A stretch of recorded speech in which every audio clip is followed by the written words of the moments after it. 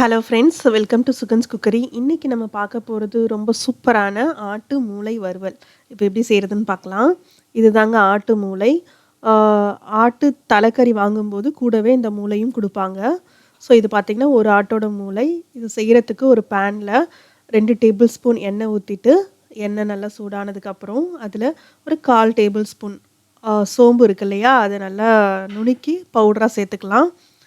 சேர்த்துட்டு அது கூடவே ஒரு பெரிய வெங்காயத்தை நல்லா பொடி பொடியாக கட் பண்ணி வச்சுருக்கிறேன், அதையும் சேர்த்து நல்லா வதக்கிக்கோங்க. வெங்காயம் நல்லா வதங்கினதுக்கப்புறம் ஒரு அரை தக்காளி அதை கட் பண்ணி நல்லா பொடி பொடியாக சேர்த்து இதையும் வதக்கிக்கலாம்.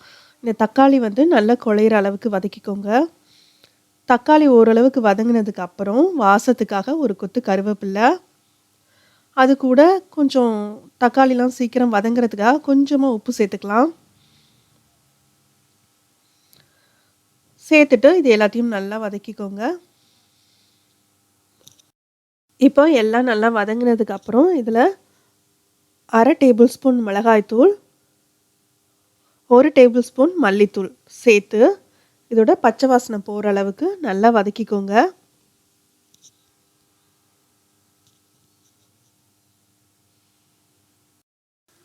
மசாலா நல்லா வதங்கினதுக்கப்புறம் இதில் கொஞ்சமாக தண்ணி சேர்த்துட்டு இதில் உப்பு இருக்கான்னு செக் பண்ணிக்கோங்க. சப்போஸ் உப்பு இல்லாட்டி கொஞ்சமாக ஆட் பண்ணிவிட்டு நம்ம எடுத்து வச்சுருக்கிற மூளை அதையும் இது கூட சேர்த்துடுங்க.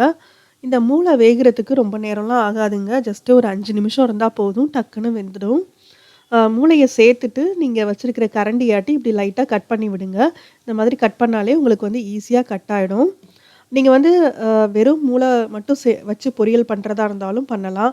இல்லை உங்களுக்கு இதில் முட்டை சேர்த்தா நல்லாயிருக்கும் அப்படின்னு நீங்கள் ஃபீல் பண்ணிங்கன்னா இது கூட முட்டை கூட சேர்த்துக்கலாம், ரொம்பவே நல்லாயிருக்கும். ஸோ அதனால் இப்போ நான் ஒரே ஒரு முட்டை உடச்சி இதில் சேர்த்துக்க போகிறேன். அது உங்களோட விருப்பம்தான்.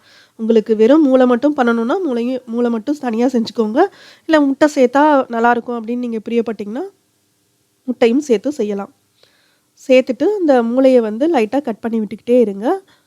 ஸோ இப்போ பார்த்தீங்கன்னா உங்களுக்கு நல்லா கிளறிட்டே இருந்தோன்னா இந்த மாதிரி தண்ணியெல்லாம் வற்றி உங்களுக்கு மூளை வறுவல் ரொம்ப சூப்பராக ரெடி ஆகிடும்.